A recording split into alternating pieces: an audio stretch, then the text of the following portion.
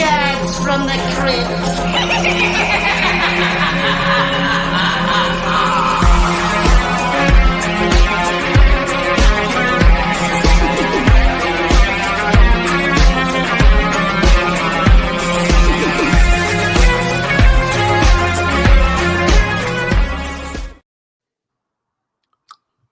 Hello, boils and ghouls. Welcome to Dads from the Crypt. My name is Jason. Today, I'm joined by Jody. Hello. Hello, that's Jody. Mondo's still under the weather, so we're wishing him a speedy recovery. But we have a wonderful guest today. He is a writer, director, former podcaster by the name of Joe Russo. Welcome. Hi, guys. Thanks for having me back. Thanks for coming back. First, how's the new Avengers movie coming? Hang on one real quick, Jason. Mondo actually is trying to get into this recording. Oh, well, that's son of a bitch. Messed up my mojo. We have to start over. No, we'll just roll with it. How's it Hey, going? Mondo. How are you? I'm like He's getting over alive. a Nazi cold, but other than that, I'm doing great. I'm paying attention to the chat. I see you. Jason may not know what's going on, but I see you. I just like being seen. All right, back to what we were doing. I was making a joke on Joe's name because he gets confused by the Avengers directors. I wish I could give you an update on the Avengers, Jason. I just can't. for a lot of different reasons. I love seeing on social media though when you retweet people that get you guys mixed up, and you're like, "Yeah, I'd like to know." I'd like to know what's going on with the Avengers too. Yeah, exactly. They're back on it, so hey. There's a guy who's a software developer, and his name is John Jones, and that's his Twitter name. So he always gets confused with the fighter. So he just retweets everything with funny quips. Yeah. I mean, you just kind of, at some point, you just have to embrace it, right? I mean, it is what it is. Like, we have the same name. People mix us up all the time. And if you can't laugh at it, it would just drive you nuts. Yeah. So I embrace the chaos. But you do actually have a movie coming out soon. So why don't you tell us about that? That's right. I do. It will be out December 20th on Hulu. It is a movie called The Inheritance. And I don't know if you guys have had a chance to check it out yet, but it's directed by one of the directors from Nightmare Cinema, a horror anthology that I produced that we've talked about before on this podcast, and named Alejandro Brugués. And it's a really fun kind of riff on Vincent Price's House on Haunted Hill, not to be confused with The Haunting of Hill House. House on Haunted Hill, or The Haunting. Yeah, and or The Haunting. Now not everyone's going to be confused, but yeah, it was kind of I don't know. It just I thought it might be up your guys' alley because it is in a way it's very much a morality tale. It's very much kind of fits in that Tales of the Crypt vibe.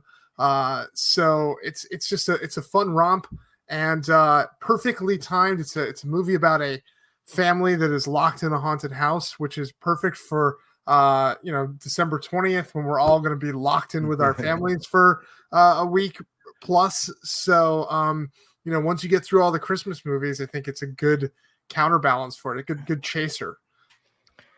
Yeah, I saw. Did that already come out on Tubi by chance? It did not. I feel like I've seen this. I don't know where or why. Maybe at a film festival. It's been out on video on demand. Yes. Okay. I think it's on iTunes, right? It is on iTunes. Yeah, I have watched it. You can rent it now if you don't want to wait 4 more days from when this launches or whatever. If you don't want to wait till December 20th, you can rent it right now. Which by the way, I get more residuals for. So if you want to do that, please do. But I'm pretty sure I just bought it. I'm pretty sure I just bought it on iTunes, and because I remember, because when you mentioned, I know I've watched this, and it was actually it's a lot of fun. Yeah, awesome. Thanks, man. No, it is a lot of fun. I saw a clip on YouTube for a promo clip, and I was like, oh, that does look pretty cool. That came out I feel like it was a couple months ago. Yeah, it did. It came out in July. Nick Taylor from the Nick Taylor Horror Show said it was Evil Dead meets Knives Out, which I think is a great Yeah. I remember that quote. description of it. Yeah, it's just a fun, quick romp. We've always kind of joked it was what if you locked the Trumps in a haunted house? Which, depending on where you land on the political side of the equation, might be very cathartic. So yeah. I'm pretty sure all that would happen is the scare actors and the props would just run away from Donald. So you're just the scariest person in there. Mm-hmm. And then do you have your next project lined up? Yeah, there's a whole bunch of things cooking in development right now. Probably nothing I can talk about too much, but we've got one movie that's casting at the moment, and knock wood, we get all the stars aligned and we can go shoot that first half of next year. And I developed a script for a kind of Scream Queen horror icon that I'm very excited about that I'm going to direct and talking to some people I've worked with in the past on Nightmare Cinema and such about, hopefully doing that one next year too. And there's a whole bunch of things cooking. Also working with like one of the like top tier like dream horror directors that I've worshipped my whole life. I can't say what that one is just yet, but it's been pretty wonderful to work with someone whose name might rhyme with Ham Famey. Anyway, yeah, that's very cool. And do you talk to Mick often still, or do you guys sick of each other? Who's Mick? Yeah.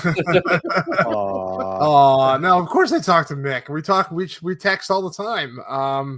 We wrapped the postmortem with Mick Garris podcast a year ago this week, which is pretty surreal to believe that a year has already gone by. But we see each other periodically, and we went to lunch with John Landis a couple months ago, and and then I went to the they ran the entirety of The Stand in one sitting at the Arrow Theater, which was a kind of a button-up-a-thon, but a pretty cool experience and great for him. And Mike Flanagan did a wonderful Q&A there. So yeah, we're always trying to find reasons to hang out. Now, has there ever been a talk of we'll just do a one-off episode, or is it completely like you can't even get into the account anymore kind of thing? No, we can get into the account. We can still update the feed. We actually did take the audio from that the Stand screening, and we dropped it as kind of like a little mini episode, which I think got people very excited that maybe there was a comeback in the making. I think if we found the right guest, Steven Spielberg, are you listening? We would probably maybe make an exception, but I don't want to promise something that no. But the reality is we ended the podcast so perfectly. Yeah. I mean, we literally went from James Wan to Quentin Tarantino to that amazing live show with Joe Dante and Mike Flanagan and Ernest Dickerson and 500 people in the Egyptian Theater. Like, it really was such a magical ending. It almost feels, I don't know, like we would be digging up a crypt. I was more thinking like, you guys could do like a year-end like best of, like, or just talk movies, the best of movies kind of thing. Yeah. I mean, I think it's funny. Like, I talk to a lot of people who, honestly, I think they miss the AMAs, the Ask Mick Anything episodes, maybe even more so than the interviews, because Mick and I do have a pretty fun rapport, and I think I was able to get more out of him question-wise than he usually gives when he does interviews, because he's got his answers for kind of the stock questions, and I've known him long enough that I could kind of needle around those potential pitfalls that some other journalists might fall into. And I think we really stashed like an amazing treasure trove of conversations about the industry and directing and screenwriting and horror movies. And yeah, I mean, there's over 250 episodes for people to go back and go through and comb through. And I'm very proud of that body of work. Yeah. Awesome. Well, tonight, apparently, we can only have you back to talk about Michael Dougherty themed holiday movies. Because last time you were here was for just Trick or Treat. That's Tonight right. We're talking Krampus, which came out, Krampus. believe it or not, December 4th, 2015. It was almost 10 years ago. But actually, next year will be the 10-year anniversary. So, Jody, give us a plot synopsis. All right. I threatened to do this entire synopsis with a German accent, but it fell apart almost immediately when I tried to use it. So 9. Can you give us a little bit, Jody? there's some accents I can do, and the German one, I feel like I just have to hit it like in a magic moment. Maybe when we come to the old lady's story, it will just come out of me at the time. Okay. All right. Holiday So, spirit. 3 days before Christmas, you've got the Engel family. There's the parents, Tom and Sarah, daughter Beth, and then the younger son, Max, who's probably about, 11 or so would be my guess.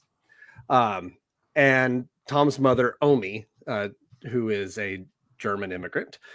They prepare for the holidays, and their family has some problems. Like, you can kind of get some little glimpses of parents' relationships, not what it used to be. But Max still believes in Santa Claus, and he writes him a letter. So Sarah's family comes to visit for the holidays, and they're a lot. Sarah's sister Linda, Linda's husband Howard, their children Howie Jr., Stevie, Jordan, and the baby, the bulldog Rosie, and then their aunt Dorothy. This family. I love this movie. I watch it every year. This family's exhausting. Like, the moment they walk in the door, I'm tired every single time. I wanted to put out there on social media, like, would you rather spend the holidays with that part of the family or like Cousin Eddie and family from Christmas Vacation? I think Cousin Eddie might actually win. I don't know. It's bad. So Max wants to kind of keep things going. The Christmas he remembers. This is something they do every year. The family gets together, and it used to be, a lot nicer. And now, as the kids are getting older, everyone's messing with each other more. There's all this tension. Aunt Dorothy is very difficult. And one of the cousins gets a hold of Max's letter to Santa and starts reading it out loud at the table, and a fight happens. And, he really just kind of gives up at that point.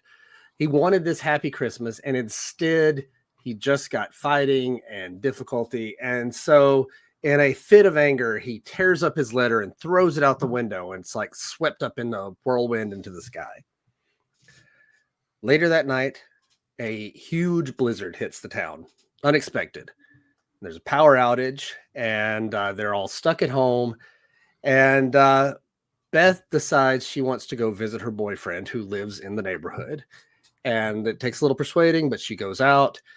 And while she is walking out there through this very thick, heavy snow, some big horned creature starts to chase her, jumping from rooftop to rooftop. And she hides under a delivery truck, and you can see hoofs as it walks beside it. And it leaves her a jack-in-the-box, which attacks her. And we just see the aftermath of the van rocking back and forth. When Beth doesn't return home, Tom and Howard go out to find her. Now, Howard's like this, big guns guy. And so he has all these weapons and stuff. And he's like, a shepherd protects his family. And so they go out, and they're going to find Beth, figure out what's going on. And they find her boyfriend's house. It's completely in ruins. The chimney's split open. There's hoof prints everywhere. And then some kind of creature in the snow grabs a hold of Howard. And Tom manages to save him by shooting at the creature. And they return home. He's got bite marks all over his leg. And they decide they're going to stay in the living room all together. They realize something serious is going on. They're going to wait it out for that night. They light the fire in the fireplace and just kind of hunker down. And Howard's going to stay up and stand guard while everyone is asleep. Well, he falls asleep. And when he falls asleep, a big hook falls down from the chimney with a little gingerbread man on it. And Howie Jr., who, man, this kid, this kid with his blank-eyed expression through the entire movie. It's actually a really good acting job because he's so aggravating. This blank expression on his face all day. He sees the cookie hanging from a chain in the fireplace and is like, I'm gonna eat that cookie. So he grabs it, takes a bite. The gingerbread man comes to life, and then the hook grabs him and pulls him up the chimney while his family tries to save him. Now, this time the whole family sees it. They realize things are really out of control, and that's when Omi, the old lady who is a German immigrant, she begins to tell her story of Krampus, an ancient demon who punishes those who have lost the Christmas spirit. When she was a child, her family and community lost their spirit due to the hardships of the war that they were experiencing. I'm guessing World War II would be my guess. She also lost hope, and she wished for her parents to be taken away, and that summoned Krampus. And so he and his helpers grabbed everyone except for her to hell and left her a little bell as a reminder of what happened. And the family didn't really believe her until the house is overrun by a bunch of toys. They go up in the attic. This is some of my favorite stuff in this whole movie. There's all these monsters, and they're all toy-based. There's this giant clown in a Jack-in-the-Box. The official name of it is Der Clown. Der Clown is this. It has this huge mouth that opens up, and he actually swallows one of the cousins. There's a killer teddy bear. There's a cherub like from the top of a Christmas tree that's got this demonic face and crazy fluttering wings, and a robot. And meanwhile, you've got killer gingerbread men downstairs with a nail gun, which, again, movies. Nail guns don't work that way. You cannot shoot nails out of a nail gun. There's never been a nail gun that works that way, but I see it in like every time a nail gun shows up, someone's going to shoot it. It's not how it works. But either way, whatever. It's fun. And so after dealing with all of those monsters, then a bunch of elves bust through their window, and they take Howard, they take Dorothy, and they take Chrissy away, the baby. So Tom leads the rest of the family out. They're going to go to the snowplow that they know is out there. Omi stays back to distract Krampus, who attacks her with his bag of toys and whatever little things are in there. Outside, Tom and Sarah and Linda, all the rest of the adults, they're dragged under the snow by the snow monster. And so we're down to just Stevie and Max, and then Stevie's dragged away by those dark elves. And so Krampus shows up just like he did with Omi when she was a little girl, and he gives her a bell, or gives him a bell with the little piece of his letter. And that's when Max realizes, oh, it was my letter that did this. I caused all of this. So he chases after Krampus and finds him, and just a ton of other Christmas-based monsters surrounding this fiery pit in the middle of the street. And Stevie gets thrown down in the pit, and Max tries to offer himself. And there's this moment where it's like Krampus's heart is changing towards Max, but they just all the things start laughing at him, and they throw him down into the pit. And then he wakes up the next morning in bed. It's Christmas Day. Family's all alive and well. Everybody's happy. It's like that good Christmas that they wanted at the beginning. It was just a nightmare. And as they're opening presents, Max picks up a little box and opens it. And it's that bell that Krampus gave him. And one by one, I love this scene too. You can just see as each family member looks over and sees that bell, they realize that weird dream they all had was not a dream.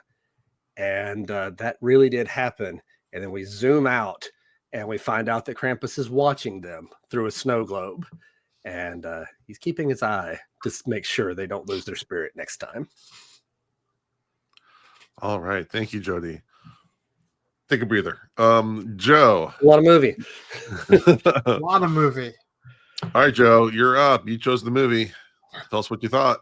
Well, thank you again for having me back to talk about Michael Dougherty.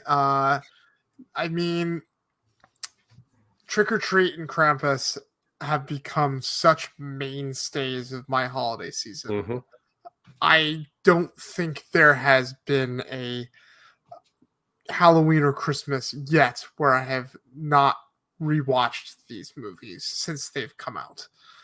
And just like Trick or Treat captures the magic of Halloween, I think that Krampus does that for Christmas. I honestly think every year I've watched Krampus, I've liked it a little bit more each time. Mhm. And that's saying something because I liked it a lot when I first saw it. But now it's getting to the point where I'm starting to wonder if maybe it is the better movie between the two, which might be fighting words for some. But good podcast discussion for us. So it just I love the morality tale of it. It does feel like a Tales from the Crypt episode or a Twilight Zone. I'm actually kind of curious to dig in with you guys a little bit more on the ending because I've always had a slightly different interpretation than Jody just laid out. It leaves a lot of room for sure. It does, yeah. But I just the chaos of the family fighting is so relatable. The journey that Max goes on with his struggle to want to believe and try to believe versus all these forces that are trying to break his faith in Christmas, his Christmas spirit. It's a really finely tuned, well written, well cast, extremely well cast movie. Yeah. With some really fun, imaginative horror sequences, some of which I think are really terrifying. So yeah, that's why I thought it's Christmas time. I wanted to come see you guys. Wanted to come talk about The Inheritance. But more than anything, I was like, this would be a fun movie to dig into on Dads from the Crypt. All right. Mondo, go ahead. Full transparency, because I've been real sick. I haven't watched this movie since last year because it's much like Joe said, it's a mainstay in our house around the holidays. We watch this movie, we watch Trading Places, and we have to watch the best Christmas movie ever made, which is Santa's Sleigh. But that'll be for another time. I unapologetically love that movie so much. But Krampus, this is I'm going to echo what Joe said. This is just an awesome Christmas movie. The horror aspect of it is done perfectly, I think.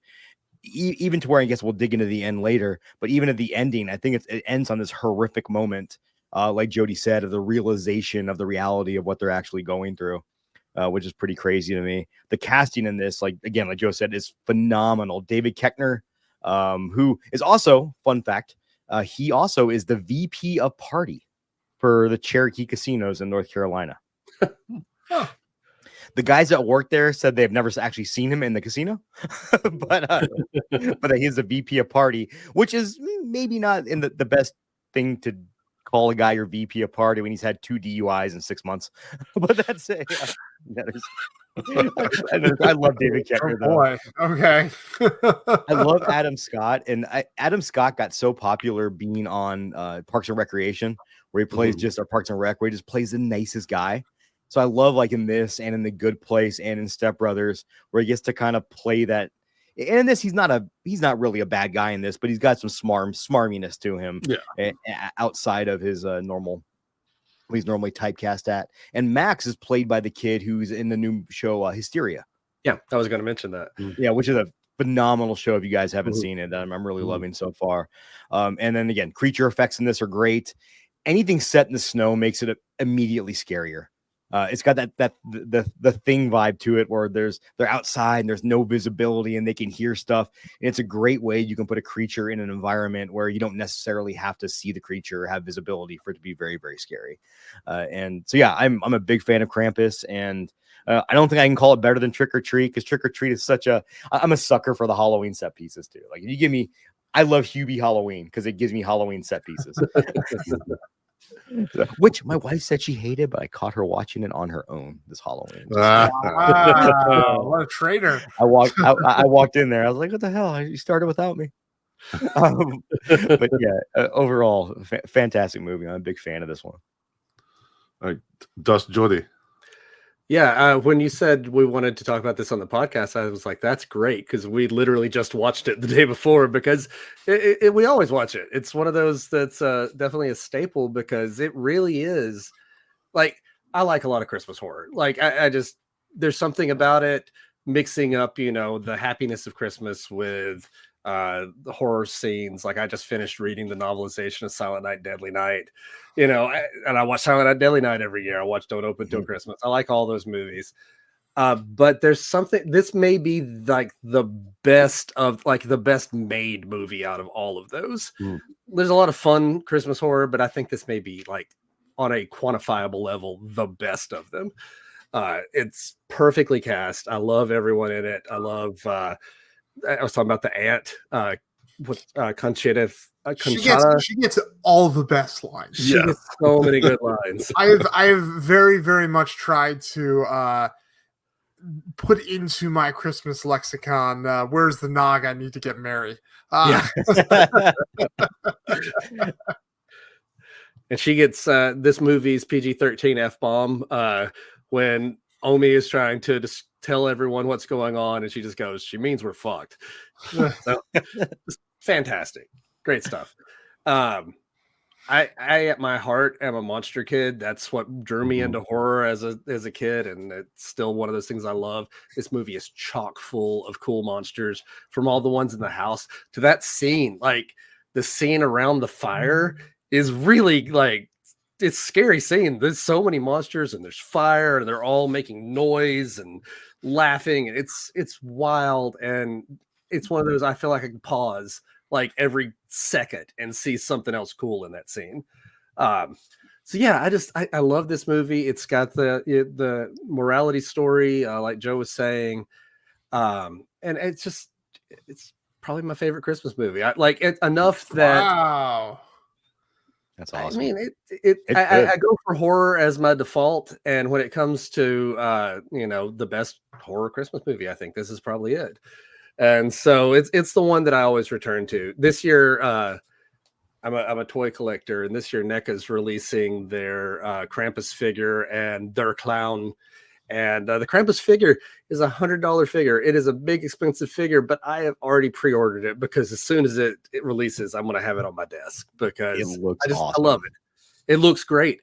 Krampus himself looks great. Like every time I look at that creature design that they've done for Krampus, and you can see the like goat eyes behind the limp Santa face. Like I love it. It's so cool. So yeah, I love this movie. Yeah, I think I mentioned once or twice that I'm Jewish, so I've never celebrated Christmas, but I love Christmas movies. It's my way of like vicariously experiencing or seeing what other people are doing that day. So I'm a big fan of Christmas horror and non-horror Christmas movies. Like I like the old school, like Miracle on 34th Street and The Preacher's Wife. Those kind of old school Christmas movies too. At least when I was younger. This movie is just so much fun, and I think what makes this movie work so well is that the actors are playing it so straight and serious. Like the shit doesn't really pop off. You don't really see any monsters or anything. It's at least, I would say, half an hour, if not more. Like the movie could have kept going in a different trajectory. It would have just been like a family Hallmarky movie. But then monsters. And it's done with such glee, but again, the characters never really break from playing the story straight. So it could have gone, the performances really carry it, playing off of these amazing special effects. Like I really can't tell if any of those are really like the ones in the attic and stuff. If like the clown pop-up one, if that's CGI or that's practical, or how much of which is which. It's hidden in the dark, or I think a large majority of this is practical. Weta Workshops in New Zealand, who does like the Lord of the Rings stuff. This was them. Yeah, because I mean, obviously some of it's going to be CGI at some point when you have Krampus like jumping from house to house. Right. Sure, but there is definitely a practical Krampus creature. Oh, but but you can see like everything up close feels very practical, very real. And it's all the better for it. And again, each character has like their own little thing that kind of makes them like three-dimensional. Like I think my favorite line is when the family is arriving and they say, "Oh, the girls are bummed because the Steelers lost." Yeah. As a Steelers fan, I'm like, "Yep, I feel that." And yeah, there's just so much interpersonal play that just colors in the characters. That, again, you wouldn't even need the horror stuff to have an entertaining movie. The opening bit where it's like slow-mo chaos in the It's shopping so center. good. It's It's such a so great. good. Oh my god! Like what they like captures the holiday madness, the shopping holiday madness so Mhm. beautifully. Yeah, It's just it's. I love that cold open. yeah, And it's a and great you know one. the fun part is because they did have a real budget behind it because they had legendary pictures behind it. Mhm. They shot the hell out of that. Whereas Mhm. I feel like if this had been done, I don't know, this isn't a knock on Blumhouse, but if it had been done in Blumhouse, that scene wouldn't have been in the movie. It would have started with them coming home, right? Like Yeah. it really it gives the movie such scope. Even though the rest of it is going to be pretty intimate and Mhm. mostly contained to the house, it makes the movie feel bigger than it is. Yes, exactly. And also it clues you into like this is gonna be kind of heartfelt, but also a little bit silly, but maybe a little bit mean-spirited. Yeah. Again, as a parent at this stage of my life, anytime kids are in danger and like being sucked into the snow, it triggers a part of me. It's really terrifying. Like we never see that thing that's like moving around the snow. We just hear like Yeah. snake noises, and that's scary as shit to me. And As, yeah, and the as a daughter. man with a 21-year-old kid, I'm just like, haha, kid's getting hurt. um, and the whole Max being the younger sensitive boy. I've got a 10-year-old sensitive boy at home too. So it really connects with me as a parent as well. The aunt, yeah, she really steals every scene. David Koechner steals many scenes. Adam Scott's always a delight, and I always forget that he was in Hellraiser Bloodline. I was looking up his IMDb. Yeah, and just very briefly, he plays I forgot the guy's name now, but the demonologist, I guess. He plays like his understudy at the beginning. Yeah, he was in Piranha 3D, and David Koechner was also in Piranha 3 Double D. Wow. So that's an interesting connection. This Adam movie Scott united the stars of the Piranhaverse. piranhas to the Piranhaverse. The I haven't seen remake was pretty good. Severance. Piranha 3D, I will stand by. Yeah. It's a fun Yeah. NFL movie. You know, The second one, the Double D is small I didn't see aside, it. my wife was actually cast in Piranha 3D. Ooh. Wow. She was going to be in the big beach scene. Mhm. But they were like, oh god, the deal was horrible. It was like you basically had to the money they gave you wouldn't even like cover your travel there, and like it was ridiculous. So she's like, I don't want to be in a bathing suit for 2 weeks, getting paid like less than minimum wage. But yeah, no, she had to like send in like I had to take like a photo of her in a bikini so that they could approve it. Sure. For the casting director. No, for real. I mean, this is weird but true. Anyway, but yeah, no, that one was pretty good. That was done by Alex Aja, who's a great director. Yeah, that first remake was pretty strong, I think. Yeah. I also forgot David Koechner was in Snakes on the Plane. Speaking of, he's great, man. he's so much fun. I saw him in person once. I saw David Anchorman, Koechner. I saw David Koechner in person once. Oh, really? Yeah, so he was repped at the management company that was above the production company I worked at the time, and I rode up in an elevator with him one time from the parking garage, and I basically was like, oh shit, like I want to say something. What do I say? I don't want to just be like, I loved you in Anchorman, because I'm like, he probably gets that all the time.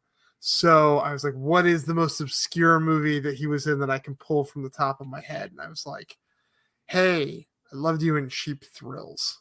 That's a great movie. Yeah, I love that movie. A great movie.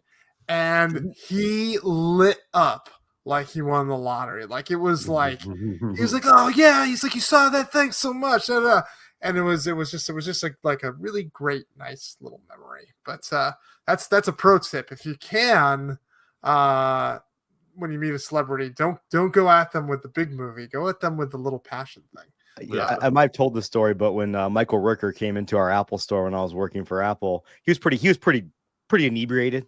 But he was super nice. He's a fun drink. He's a fun guy when he's drinking. He's a little buzz, and everyone's like, I forgot his name from The Walking Dead, but everyone was saying, "Oh, you're Meryl? Walking Dead." Da, da, da.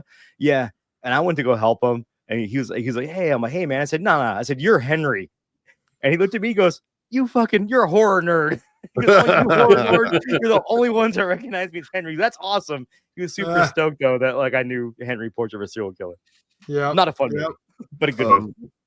And also, shout out to Toni Collette. She's just right. She's such an underrated like horror actress. I mean, No one does family trauma like difficult family situations like Toni Collette with Hereditary and The Sixth Sense and Nightmare Alley. Yeah. If you want to see her really though, in United States of Terror, which was on Showtime, insane because she's playing basically almost like a James McAvoy character from Split, where she has to play other personalities, and sometimes she's playing another personality that's pretending to be another personality that's pretending to be another personality. Wow. And that was kind of the show when I watched that made me she blew my mind as how good she was in that show. Her range is incredible because I think about like Knives Out and like the health guru that she I played. love that character. Yeah, she was excellent in that. No, she's whenever she is in a movie, you were like, this is gonna have great acting. That's one of those characters you're like, okay, if you live in LA, you know 10 of those. But then when you hear her talk in her natural, I think Australian accents. I honestly don't even know if I've ever heard her speak in her. Look up an interview. It's a very interesting. Yeah, I bet. Yeah, but she's one of those people. If I see her in a movie, I'll watch the movie just because I know she's going to be awesome at minimum. Yeah. I really like the grandma character. She's a lot of fun just because she's just kind of there. I love that. If you notice, she doesn't go to the performance. She stays home to make all the cookies and treats for everyone. I feel kind of bad for her. The line that always like breaks my heart too is when Adam Scott's like, "Hey, don't work too hard on these cookies." Sarah bought a bunch at the store, and I'm like, oh god, it's just heartbreaking because it's like, first of all, who wants store-bought cookies on Christmas? You want homemade cookies on Christmas. But like, I just feel like whenever someone shows up with store-bought cookies, I'm like, that is an affront to Christmas. Like, it kind of fits well with the movie though, because she's definitely trying to hold on to the past traditions of Christmas that are being kind of torn away, and it's almost, it's kind of, it's sad because she's over here busting her butt and no one cares. She's trying her best and no one cares. I looked her up on IMDb too, and like she's like a legit German actress who's been in a ton of stuff, just not much in the US.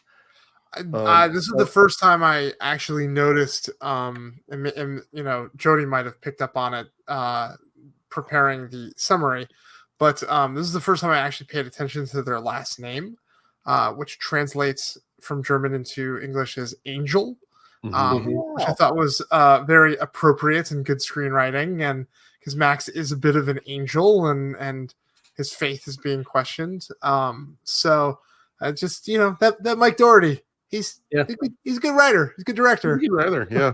I think he's got some story sense. I love Toni Collette going to town with the creme brulee with the little flamethrower thing. The little blowtorch. When she comes out to present it, and she's like, "Who wants creme brulee?" And then boom, like it's just everything explodes. Oh, so good. I love how many like little family dynamics they pack into this story too. Like the thing with the two tomboy daughters and like dad wanting them to be sons, and like you can see it play out through the whole thing, and like it's there, and that's like the family secret that nobody talks about. That's why it was so offensive to say it in the letter. With how dense and rich it is in that first act where they're setting up the family and the family dynamics, it reminds me a lot of just how efficient the first 10 minutes of Home Alone are.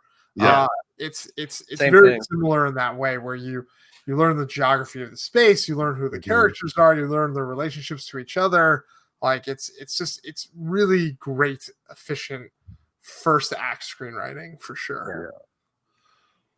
What was I gonna say? The I'm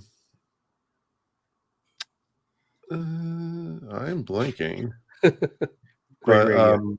You were going to talk about Krampus jumping around from rooftop to rooftop. Let's talk about that first scare. that was the other thing. So I always, for a while, I was kind of annoyed how like his face is kind of frozen. But then reading on IMDb, that's not actually his face. He's wearing a Santa mask. Yeah. Or like a Santa skin, like a Santa's. Yeah, he's got his like goat eyes. face style. He's got his pretty- goat eyes pretty- underneath pretty and his cool boobs. detail. It's pretty cool detail. Yeah, we don't even know exactly because for the first couple times that I watched, I was like, that for movies so well put together, like it was weird that face didn't move. It was only recently that I realized it's not his face. That's even more terrifying. Let me ask you guys a question. I'm curious to see what you think because obviously the ending can be interpreted in a lot of different ways, and I think my take on it kind of imparts like where the setup begins and ends. When do you think they're actually trapped in the snow globe? Because the way I read the movie is at the end, like they're trapped in the snow globe forever. Like he has taken them away, and they're like part of his collection now. That's how I like they're going to be forced to relive Christmas for the rest of their lives, trapped in the snow globe together. That's how I've always interpreted the movie. I did not interpret it as like he's just going to be watching them. But I don't know. What did you guys think? Okay, so I'm I with will you. say part of the reason why I have this idea that it's more than watching, because I've had the same thought, is like they're like trapped in eternal Christmas hell because of Krampus. There is a comic book that came out about the same time. Like I don't remember what it's called, Krampus, Lord of something like that. Anyway, and in that he uses the snow globes as monitoring devices, and so that's where I'm getting that from. But like the straight up interpretation, I think, is like they're trapped now. That's the end of it. Is Krampus has kind of kept them, in his collection. Yeah. So they're like that's how I've always read it. Do they need to get food, or are they just reliving the same day? I feel like maybe they might be in the snow globe like early on in the movie too, because when that storm hits, they're in snow, and so we spend the rest of the movie in snow and cut off from the rest of the world. Well, except they go to look or the daughter at the boyfriend's house. There's a whole sequence there, so it has to be at least after that. Neighborhood. That's where I get kind of like, I'm like, where does the reality end and Krampus's like nightmare begin? Because obviously, she doesn't make it to the boyfriend's house. Spoiler. Right. But there's also like that weird moment where the not UPS, but the other delivery service, he like shows up at their door. Yeah. That feels like after they've been trapped in the snow globe. So it's the rules definitely are a little murky there. I forgive it because there's so much other good stuff, but I'm like, are they slowly being encased in the snow globe over the course of the movie? But like, does that mean that everyone else in the neighborhood really did die? So I don't know. It's really interesting, kind of unanswerable questions.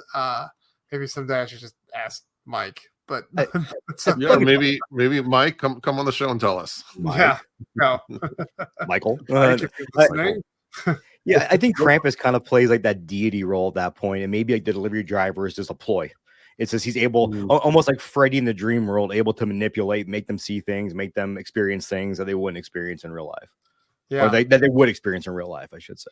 It is like it's an interesting quirk, because I feel like other than that piece, if you took that out, you could just make the argument that when they went to sleep that night after Max's letter was sucked up into the air, that's when they were trapped. But then there's just that one damn delivery driver.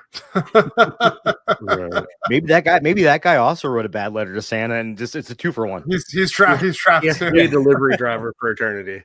One of the things I did read about is in a lot of the background, most of the background shots are CG, so they had a little fun with that to make the other houses like famous horror houses. At one point, it's the Amityville house. Another moment, it's like in one of the snow globes is the Psycho house. Yeah. Oh wow. Cool. Oh, so when you're talking about at the end of the movie when we pull back and you see the other snow globes, The A couple. horror Then, houses? so again, based on what I read on IMDb, in the snow globe scene, one of the houses is the Psycho house. The another house is the house Michael grew up in.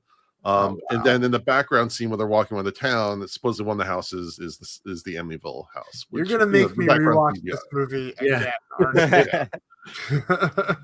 So I just love that level of effort that they put in and care and thought. Yeah, that's pretty amazing. But it also speaks to just, you know, Michael's horror bona fides, and I mean, he really truly does love the genre. I mean, he went from this to Godzilla King of the Monsters, and so Which I also really like those too. I like Yeah. the I was legendary at Monster Palooza, and they did this. He did a special presentation where they showed the first footage of King Ghidorah. Mhm. And everyone like nuts over it. And they played it twice because we told them we kept demanding it. We caught him on postmortem when he was on in season 1. It was literally like he had just gotten back from the shoot, and he came and did the show, and he was still like, I think, jet lagged. Like he was that fresh off the shoot. It was pretty cool to catch him in that moment. But it was a great episode. If you guys haven't heard it before, we really, we dig into this and Trick or Treat a lot. Yeah, so fun guy. But that's cool. That's interesting. I never knew that about the comic before, though, Jody. It's an interesting. I'm curious if Michael It's really a happier ending to think that they're not trapped in the snow globe and they made it through this nightmare. But the comic's called Krampus Shadow of St. Nicholas, and I don't know if you can find a paperback anymore, but you could definitely get a digital copy. It's on Comixology and all that stuff. And it was tied directly to the movie, huh? Yeah, Mike Doherty did the story. He didn't he did the writing it, but he did do the story. So then maybe that is canon. Maybe that is the interpretation that Krampus is going to be watching them. Not sure what they did to earn the second chance. Do you think that's just because Max confronted him at the end? Yeah, if there's any second chance, it's Max who got it. Yeah. Although they did kind of come together throughout the movie, so I don't know if that changed things. That's true. As they went through all this stuff, the family started acting, like a family and helping each other and not being assholes anymore. So maybe and again, there's some great story writing where the two fathers kind of come to a little bit of a understanding between each other, or they kind of share lines a little bit, which is nice. So there's some really nice moments like that too. Yeah, no, I mean that is crucial. Is you want your characters to come together in the face of extreme horror, and this family that really starts in these disparate places. They rally when it's important to. They just maybe didn't do it soon enough. Right. Outside of Krampus, which is your favorite creature? Oh man, I mean, the gingerbread men are a lot of fun, despite maybe the non-technical. I really like when he's lunging at David Koechner with the sharpened candy cane. That's pretty good. The angel design is pretty terrifying. I think the angel's for me the one I like the most, just because it's so cool looking. Yeah. I mean, that's the Jack in the Box snake thing is pretty magnificent. That's mine. It's just I'm terrified of snakes, and it's got like a slithering thing to it, and it's got the whole mouth with all the teeth. It's just It's kind of slimy in a way. It's like kind of shiny, shimmery. Mondo. Yeah, I think the angel. Anytime you see biblical figures like that looking horrific, it's pretty awesome. There's my wife. It's just all of the creatures have really good designs. The elves are super creepy too. Even just like little touches early in the movie, like when there's just like a snowman suddenly in their yard, that would creep me the fuck out if I woke up and someone had made a snowman in our yard. Well, you think about it, whenever you make a snowman, you always do it facing away from your house to the street. Yeah, but this one's facing the house. Yeah. It is. It is. That is definitely the Michael Myers looking up in the window by the laundry of this movie for sure. I mean, that's what Calvin from Calvin and Hobbes would have done, though. He'd have had 3 heads and been looking right into the window of the house. Speaking of Calvin Hobbes, there's a point where they talk about the noodle incident, but they never elaborate. That's actually, I don't know if he took it directly from Calvin Hobbes, but that's also a running gag in Calvin Hobbes. Oh, interesting. Calvin, that wouldn't surprise me if that was an intentional reference. As the guy that's read every single Calvin and Hobbes comic strip of all time and got a job at Barnes and Noble to buy the comic book set and has the stolen Barnes and Noble promo material on my wall, I don't remember the noodle incident, and I have to go back and reread everything, I guess. It's probably like a one-liner or something like that. You spend like hours looking for. All right. To wrap I'm still trying to figure out how my tattoo artist is going to work Calvin Hobbes in my horror sleeve. There we go. We'll see. All right. Let's do our rating. We do 0 to 5, 5 being the best, 0 being the worst. You can do half points. But before we go fully into the rating, though, there's one thing that was mentioned that we haven't gone fully into. This versus Trick or Treat. Which one's the better movie? Ooh. I'm gonna go. I think I like this one better because it's got that more forward momentum where Trick or Treat kind of stops and starts a little bit, and some of the segments I like better than others. This one again, you could take out the horror stuff, you'd still have a great movie. So I'm going with Krampus. This is a hard call to make. I have to go Trick or Treat because I don't have the love of Christmas that a lot of people do. I didn't grow up when my family sucked. My biological family sucks, so I didn't really have a whole lot of happy Christmases. And like, also my grandfather died around Christmas. My first dog died around Christmas time. So I worked retail for a long time, which really sours you on Christmas. You have to deal with idiots pissed off because they can't get the iPod they want the day before Christmas. So I'll always love that Halloween aesthetic and always love that. That'll always put Trick or Treat over the edge for me. And that's not a knock on this movie at all. It's just, what do you like better? Do you like a ribeye or do you like a New York strip? Like, they're both awesome. Yeah, they're so great steaks. Yeah. What about you, Jody? I think the monster kid in me has to go with Krampus just because there's so many cool, really well-made monsters. Like, I love Trick or Treat and I love all the stuff that happens in there and the Halloween vibes, but the monsters, there's just so many good ones. Like, I have a little Sam figure up on my shelf, but there's not a whole lot of other things I could think of. I could think of an entire line of cool things that you can make from the Krampus movie. I fill up my office with it. I'd get every one of them. I did just see Trick or Treat this year at the Hollywood Forever Cemetery. And I don't know if you're familiar with those screenings or not, but they pack 3,000 people onto this cemetery lawn to watch movies outside. And Mike give an amazing speech before the movie. And it was just a great night, a great way to celebrate Halloween this year. But that movie just plays like gangbusters. It's so good. It really is. I think it's a matter of preference. I think about, which holiday you like more. I happen to absolutely love Christmas horror. One of my shorts that people I think seem to like the best is also a Christmas horror short. It's called Midnight Clear.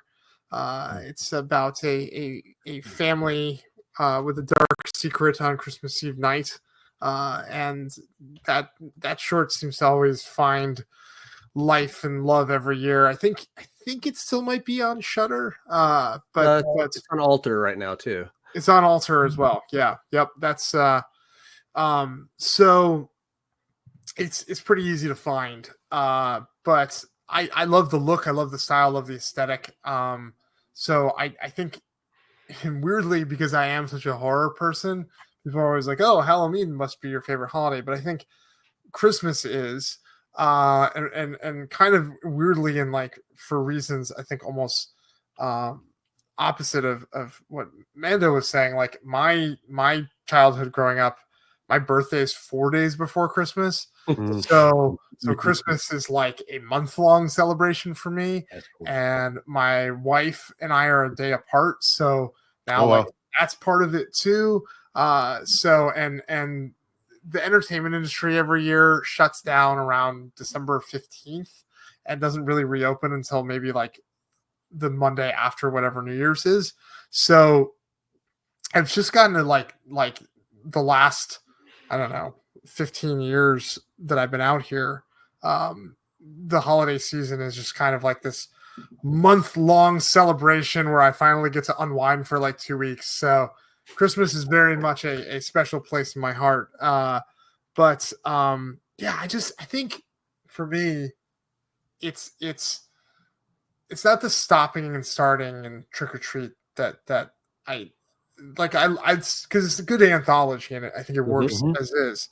But I do think there is something about just a compelling driving narrative about characters that you are with for the length of the run of Krampus, which, by the way, is a good runtime and totally speaks to my shirt. Yes. Shorter. Yeah, we'll get into that in a moment, just a moment. But one other thing. Oh, yeah, no. Long story short is I think that's why I ultimately I prefer Krampus.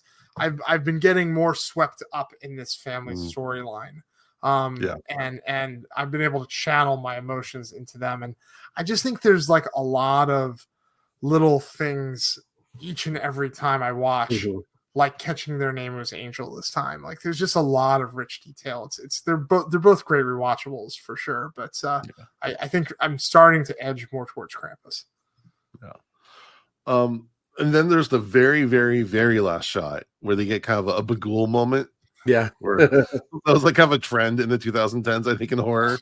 We're like, we gotta get you one last time with some kind of crummy CGI jump scare on like the last stream of the movie.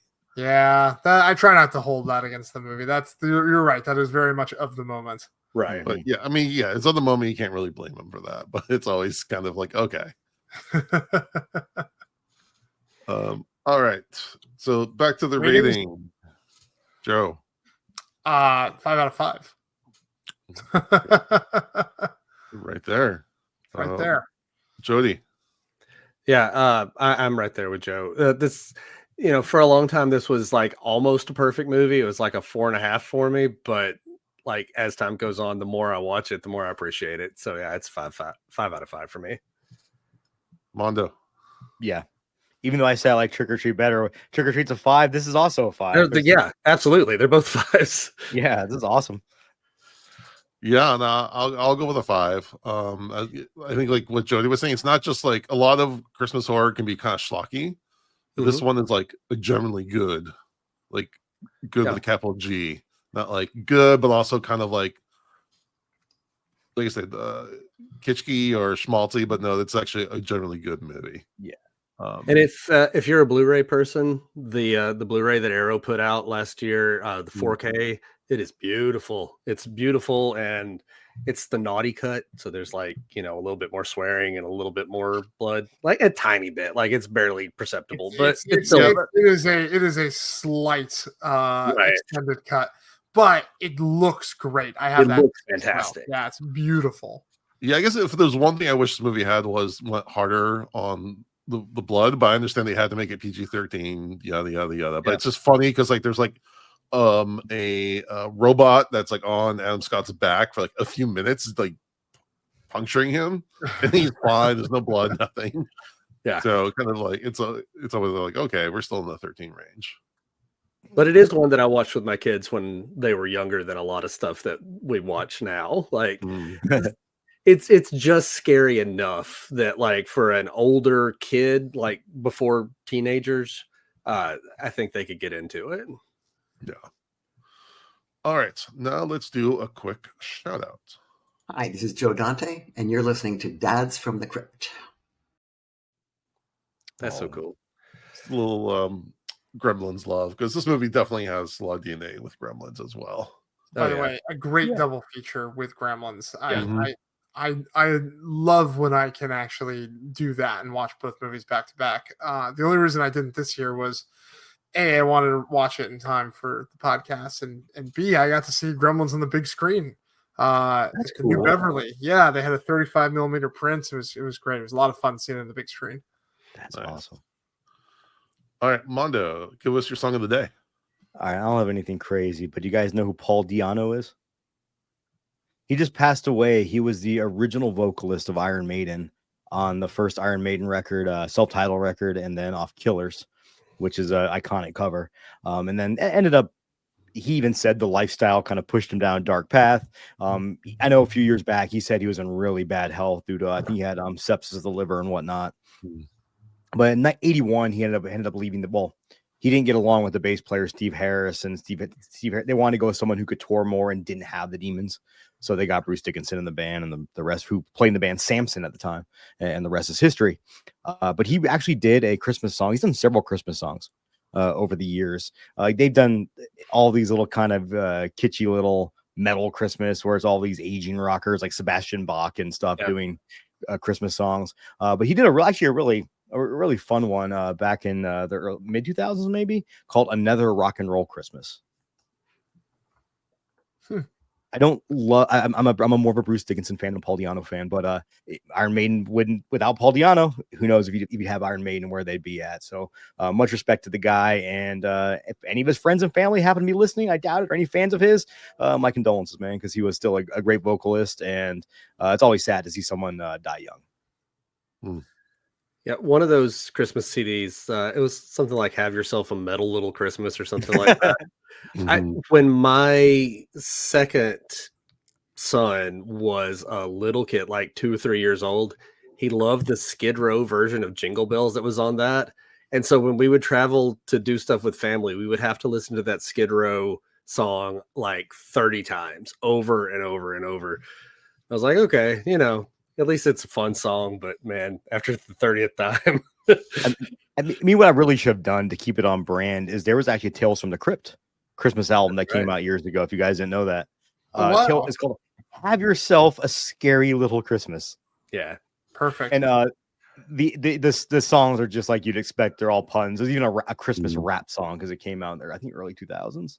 I don't know when it came out, but I know not 2000s. It probably it was like 95, 96, 95. Yeah, I think it was re-released in the early 2000s.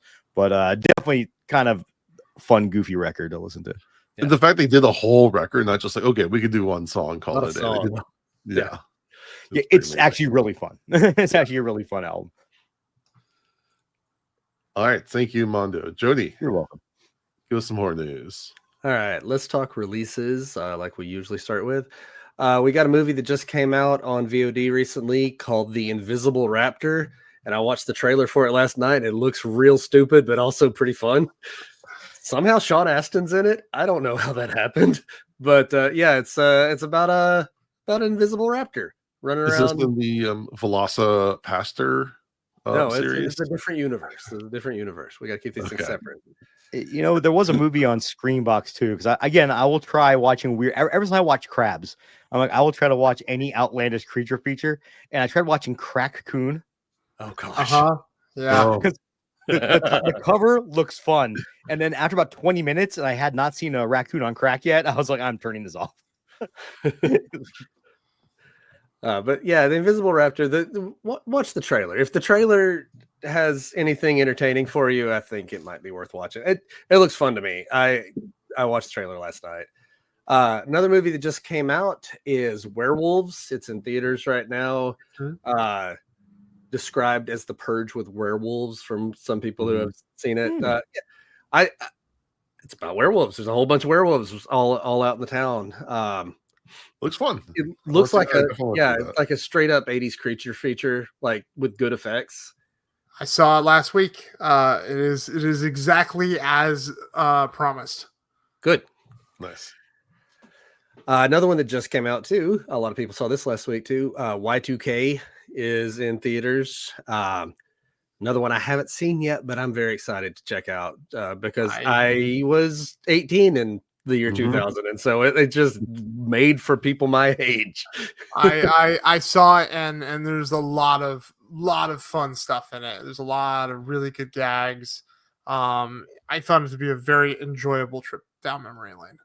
Good deal. Yeah, I'm really excited for that. Like, I think on Christmas or something, I just need to go see like Nosferatu, Y2K, see Yeah. do like a triple feature or something.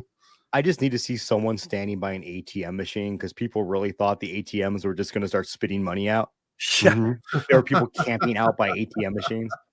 Like, So- well, I work in IT, and some of my older coworkers talk about on Y2K night, they all sat around the computers in the computer lab or the systems lab, Yeah. just making sure everything went smoothly, just in case nothing ever happened, obviously. But Yeah, we had a big New Year's Eve party that night, and right at the countdown, my dad went and flipped the main breaker of the house, so Yes. all the lights went off at midnight. Still, just that's such a dad that's a move. once in a I love it. lifetime gag. You can only pull it off once, but it worked. It was perfect. That's awesome. What a good dad. All right, another movie coming out in theaters is Getaway. It's got Nick Frost in it. Kind of a comedic slasher type movie.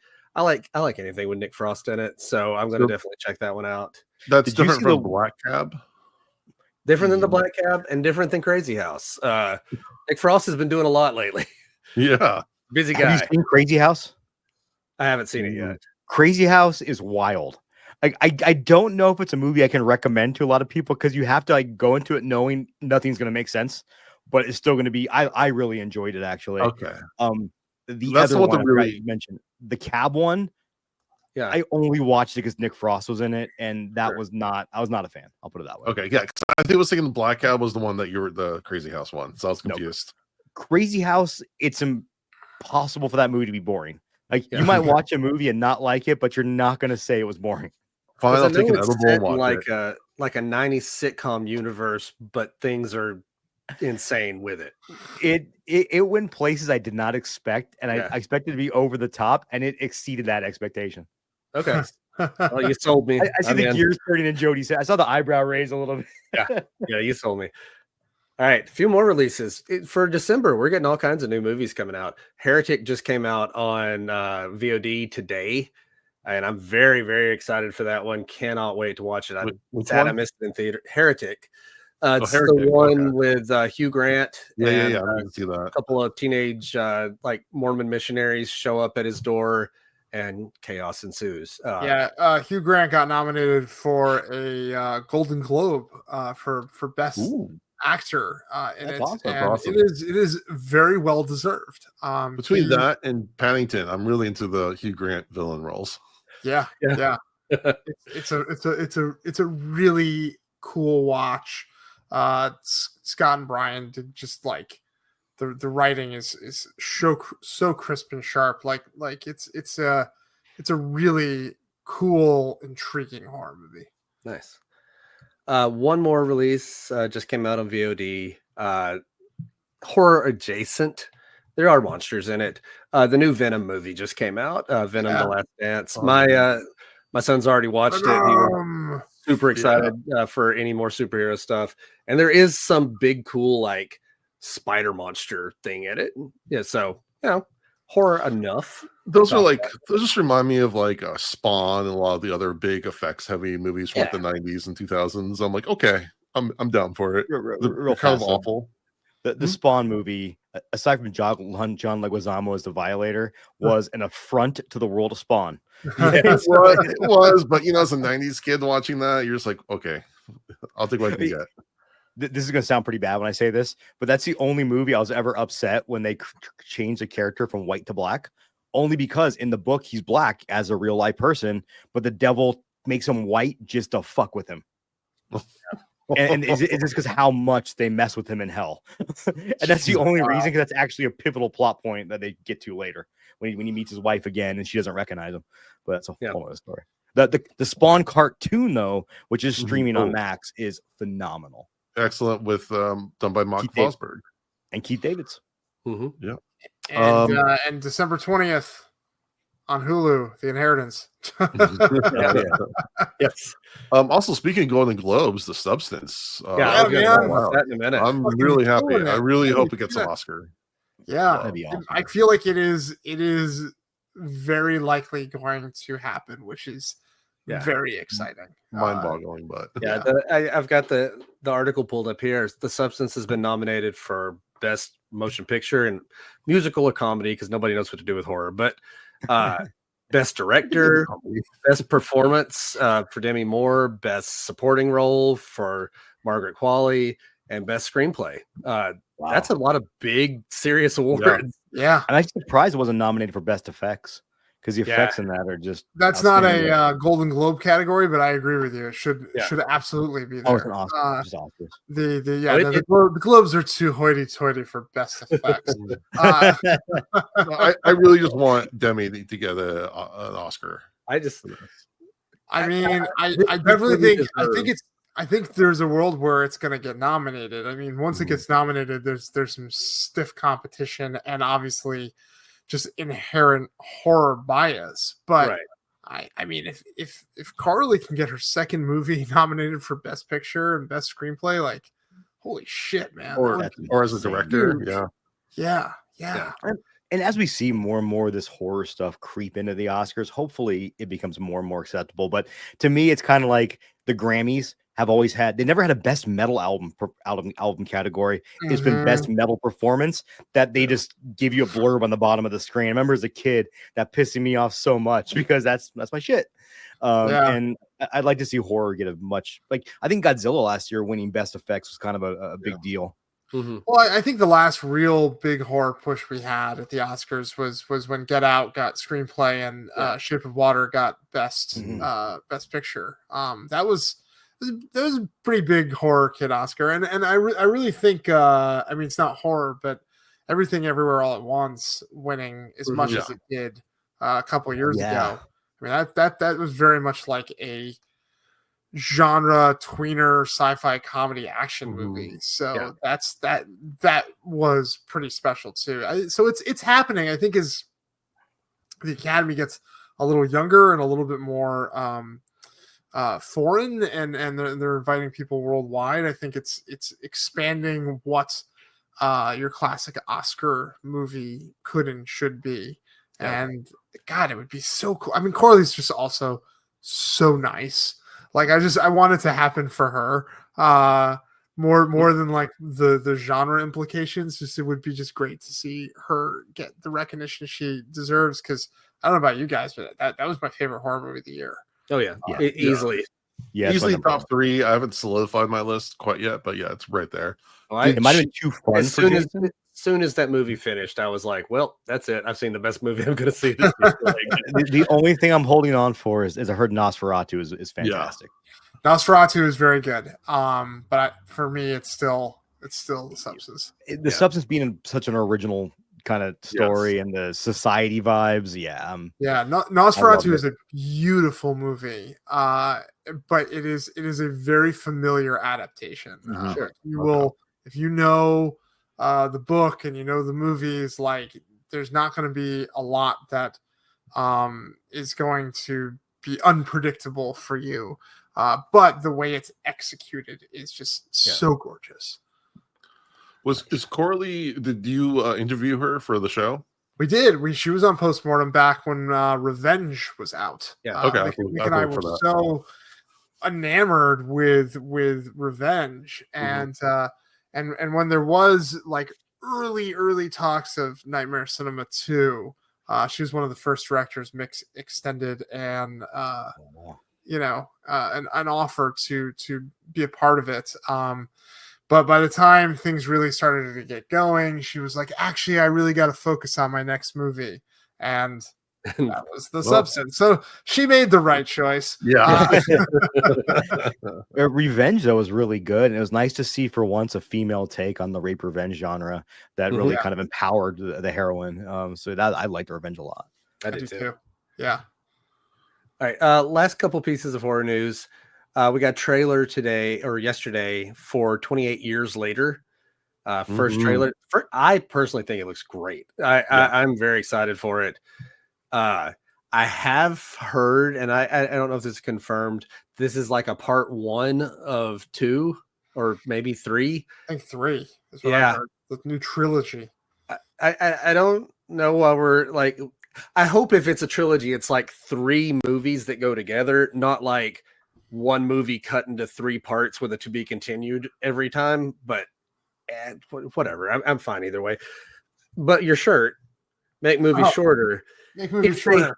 If they have something to say that fills out 3 movies, like if there's enough story to tell to make 3 movies, totally into it. Yes, make that happen. I like the extended cut of Lord of the Rings better than the short version. Like, there's more story, so I'm fine with it. I just don't like stretching things out for no reason. Yeah, Yeah, as no, long as we have- it's a cool new shirt that I picked up. Make movies shorter. Drew Pierce, the writer of The Fall Guy, he teamed up with Children's Hospital LA, and he's put out some merch on his website. You can find it on links on his Instagram if you look up Drew Pierce, spelled Pearce. But if you look him up, you can find him. But there's like really cool like hats and T-shirts and stuff that they're putting out, and all the proceeds go to Children's Hospital LA. So I felt like not only did I get a shirt that speaks my truth about making movies shorter, it went to a worthy cause. So Nice. Yeah, I mean, the joke is this. Of course, the screenwriter wants it to be shorter, but as long as they have a full vision ahead of time and they're going to stick to that and not try to do like Palpatine's the father. No, he's not. He's no one. Oh, yes, he is. God. Kind of situation. Don't open those wounds. Yeah, but I think I really love Nia Costa as a director. Something that's a really cool pick. I love the first movie. The second one's good, but the first one is so unique and it's terrifying. Like, first time that might be like one of the scariest zombie movie I've seen in the theater.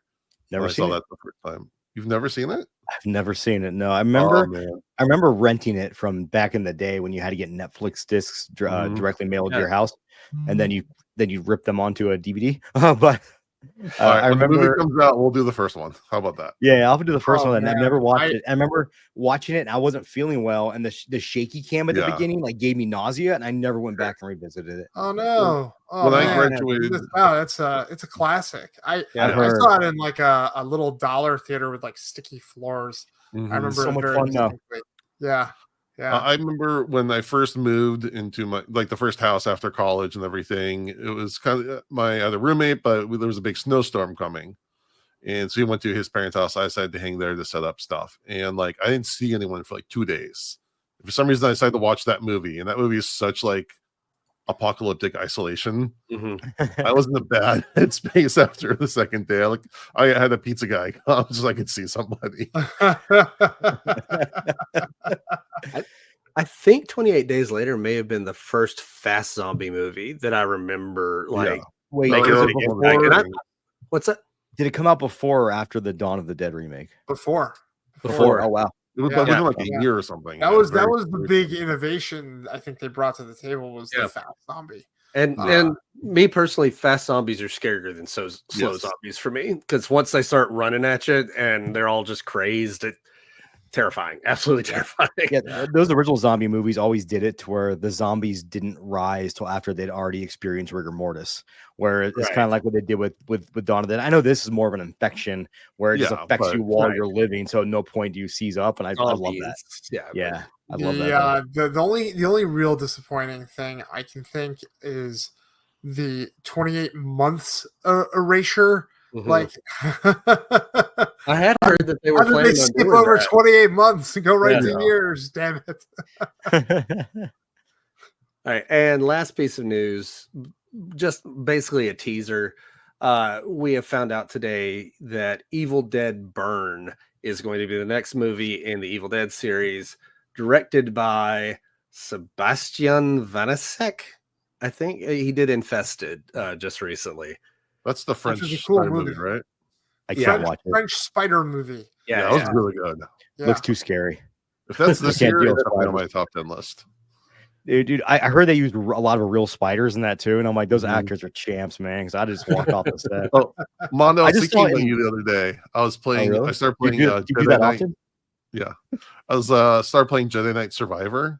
And one of the options in the menu is to remove spiders or spider-like. Why are there spiders anyways? Like, spiders in a Star Wars game?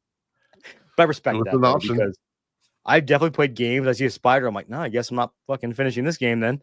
I'll just turn the sucker off. Speaking of spiders, you know what London just opened? They opened a new exhibit where it's a roaming spider. Like you just walk into like a aviary and it's just spiders just hanging out. And you get to walk around and hang out with them. Oh no. No, thank you. No, thank you. No. That is legit my nightmare. Like absolutely fucking not. I'll not be going in that room. No, What if something escapes? That's a good title. Not as good as the one I saw on Twitter that was The Quick and the Evil Dead. Oh, that's what they thought the title was going to be. No, but like the Sam Raimi Yeah, no, Cowboy The Quick and movie. the Dead. Yeah. Yeah. I went to a Beyond Fest, had a Sam Raimi triple feature earlier this year, and I went. It was Darkman, Quick and the Dead, and Drag Me to Hell. So kind of like the B-side Raimi, but boy, it fucking tore the house down. It's so much fun seeing those movies in the big screen again. Yeah, I watched Darkman. Awesome, though, so yeah, I watched Darkman for the first time in like 20 years, a couple months ago. I'm like, oh, that movie's so good. people forget that's a comic book movie, and it was great. Well, no, but it's an original idea. It's an original idea from him. Oh, really? Yeah, Didn't they write it as a comic book first? No, I think they did an adaptation, like after. Oh, might have done it after, but it was an original idea. It is, but it's also very much like his Spider-Man like test run in a way. Absolutely, you see so much of Spider-Man in that movie. And Larry Drake. I will tell you guys, he is as wonderful as you'd hope he would be. That's awesome. So it's always good to hear. Say that. Yeah. One last thing about Evil Dead Burn. The director, when speaking about the project, said, "I told the studio I wanted to make a nasty film, a film that hurts, from which you come away tested." So there you go. Man, he's also hoping to pour so much of himself into it that he never has to do another horror film again. Yeah. He wants this to be his statement.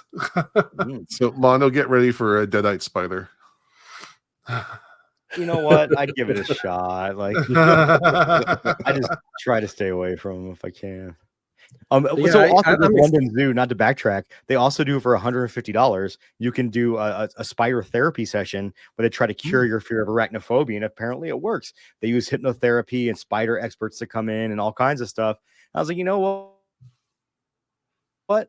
I'd actually do that if that was available near me. I'm not flying to London for that, but food there's just not good, I've heard. I'm sure somewhere in LA someone's doing that. I don't want to go to LA either. No offense. Some crystals or something. Yeah, there's definitely LA's some lady cool. in LA who like has just a house full of spiders that she lets you like lay on the couch and lets the spiders crawl on you to like remove your toxins or something. Yeah, I'm gonna need you to stop talking. I'm gonna wake up at 3 a.m, think I'm covered in spiders. All right, but that's all the news I've got. I'm excited for New Evil Dead because I thought Rise was great. Me too. And the remake was fantastic. So I like this new direction of like dark, heavy Evil Dead movies. They're a lot of fun. And also just throwing it to like upcoming directors, Yeah. give them a chance. And we got Fede Alvarez doing the Alien movie. Like, give these guys more exposure. Yeah. Oh, speaking of Evil Dead, Bruce Campbell is in the show Hysteria. Yeah. He's great in it too. Yeah. All right. Well, before we wrap, Joe, it's dad advice time. You're coming off of a new movie, you're working on some other stuff. Do you have any filmmaking advice you'd like to give? Ooh, filmmaking advice. Yeah. I mean, I think the filmmaking advice, I don't know how many aspiring filmmakers are listening to this podcast, but well, I think if you're listening to the podcast, you have an interest in movies in general. That's probably true. I genuinely think like if you want to write movies, the best way to learn how to write movies is not to go like pay for a class or use these screenwriting services and such. It's just read screenplays. Like get your hands on as many screenplays as you possibly can and read them. That's how I got good at writing, and though some people would say that's debatable. That's how I got into writing.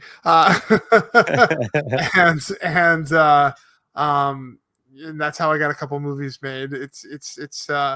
I just think like I was reading so many scripts when I was working in development that it literally opens your eyes as to what you should be writing, how you should be writing it, how to convey information to the reader in an emotional way that would be reflective of what the movie can be.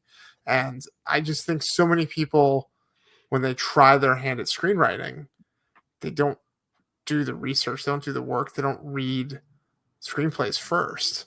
And so they always get very frustrated when they finish their first script and nobody wants it because they're like, well, it's not any worse than some of the other things I've seen on TV. And it's like, yeah, but it's not as good as the stuff that the pros are writing too. So it's definitely a very much a learned craft. And I think if you're ever thinking about getting into it, the first thing you should do is just get your hands on as many scripts as you can. And there's plenty of resources online to find them. And just check out how they're written and if they're based on a movie that you've seen and have access to, read the script and then rewatch the movie, see how it translated. That to me is like such a cheat sheet and much more affordable way to teach yourself how to become a screenwriter. That's awesome. I mean, that parallels the advice that Stephen King gives to writers too, because I his book on writing is one of my favorite books about writing, and like his number one advice is you can't be a good writer if you're not a reader. So you have to get out there and read. And same thing with screenplays. If you're not a reader, you're not going to do it. No, absolutely, 100%. It's amazing to me how many people want to write movies without actually reading screenplays and sometimes even watching movies. Like that's crazy to me. Anyway. I mean, that goes for kind of anything. Like you can't be good at something without practice or, learning the craft. You can't just pick up a guitar. Yeah, there's definitely a 10,000 hours thing with screenwriting. And I think because, someone sees the final product and they think, oh, that must be reflective of the screenplay that sold.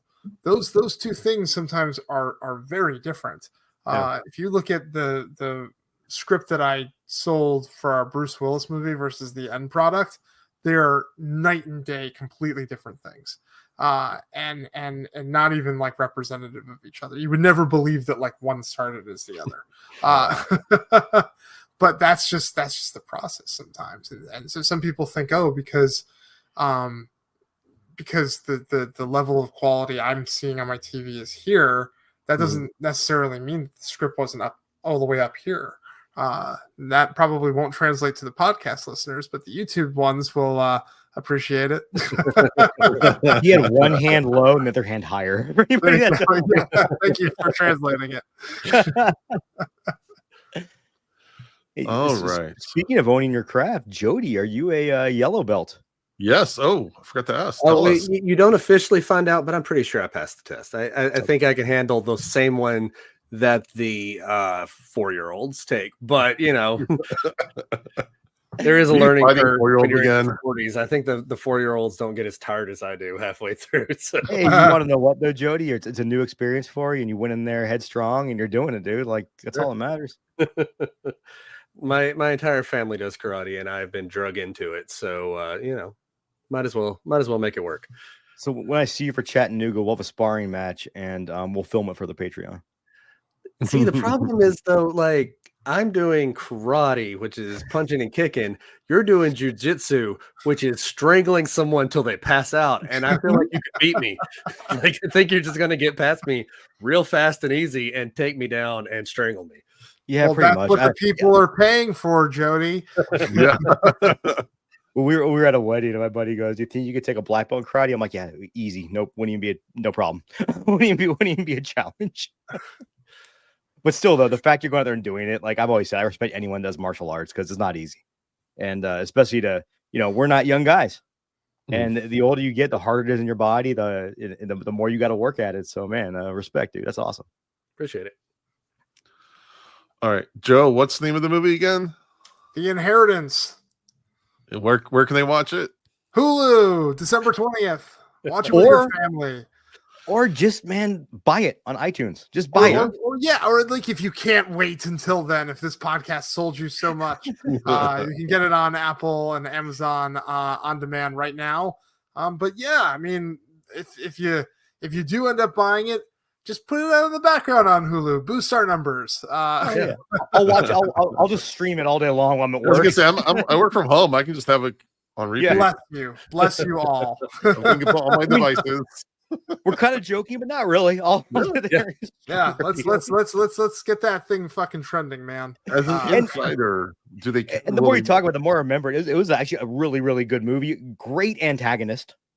Thank you. Yeah, Wonderful Bob antagonist. Gunton, the warden from Shawshank. Yeah. He's very unlikable. He chews up some scenery. It's really fun. Yeah, I think the cast is super fun. Peyton List from Cobra Kai. She's a real scene stealer. She plays an influencer. It's a fun movie. It's a like I said, I think it'll jive with a lot of like what your listeners love about kind of like it's just like it's a long Tales from the Crypt episode. Yeah, it really is. Yeah, it's a lot of fun. Yeah. But and it has some fun twists and turns along the way, I think, and some cool set pieces and just like like I said, I wanted to do kind of a new Vincent Price Haunting of Hill House, and I like to think that we succeeded in that. So definitely, I agree. Well, Joe, thanks for coming on. We need to get Mike Doherty to do another holiday themed movie so we can have you back again. Yes. Yeah, I won't come back until then, Mike. Or Mike, if you want to come on the show, you can see what's up. Sure. All right. Well, we appreciate everyone for listening. We'd really appreciate if you'll give us a rating or review on iTunes, a rating on Spotify, like and subscribe on YouTube, and follow us at Dads from the Crypt Talk on TikTok. And with that, we thank you for listening to Dads from the Crypt. Follow Dads from the Crypt on Facebook, Twitter, and Instagram, or I will follow you to the grave. No, seriously, you really should watch. But be careful what you ask for. You may get it.